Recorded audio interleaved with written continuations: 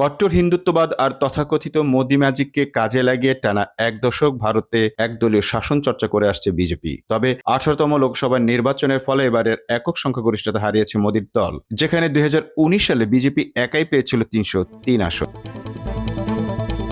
টানা তৃতীয়বারের মতো ভারত শাসনের ভার মোদির হাতে থাকলেও সরকার গঠনে হাত মেলাতে হবে জোটের শরিকদের সঙ্গে, যাতে বিজেপির ভরসা চন্দ্রবাবু নাইডুর তেলেগু দেশম ও নীতিশ কুমারের জেডিইউ। কেননা অন্ধ্রপ্রদেশে তেলেগু দেশম জিতেছে 16টি আসনে, অন্যদিকে বিহারের জেডিইউ এর ঝুলিতে আছে 12টি আসন। টিডিপি ও জেডিইউর সম্মিলিত আসন 28। তাই জোট সঙ্গীদের নিয়ে সরকার গঠনে মরিয়া বিজেপি শিবির। চলছে দফায় দফায় ফোনালাপ ও আলোচনা।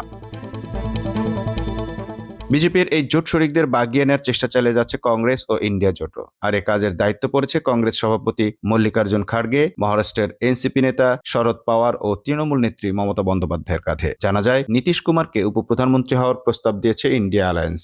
বলা হচ্ছে, বিজেপির চেয়ে কংগ্রেসের কাছ থেকে বেশি সুযোগ সুবিধার নিশ্চয়তা পেলে ভোল পাল্টাতে পারেন প্রবীণ দুই রাজনীতিবিদ। কেননা ঘন ঘন সঙ্গী বদলের অভ্যাস তাদের বেশ পুরনো। শরিকদের উপর নির্ভর করে বা তাদের ভরসায় রাজ্য বা কেন্দ্রে কোথাও সরকার চালানোয় অভ্যস্ত নন নরেন্দ্র মোদী। সিদ্ধান্ত গ্রহণেও অগ্রাধিকার পেয়েছে বিজেপির নীতি। নতুন এই সমীকরণের সঙ্গে তাই কতটা খাপ খাওয়াতে পারবেন মোদী তা নিয়েও দেখা দিয়েছে সংশয়।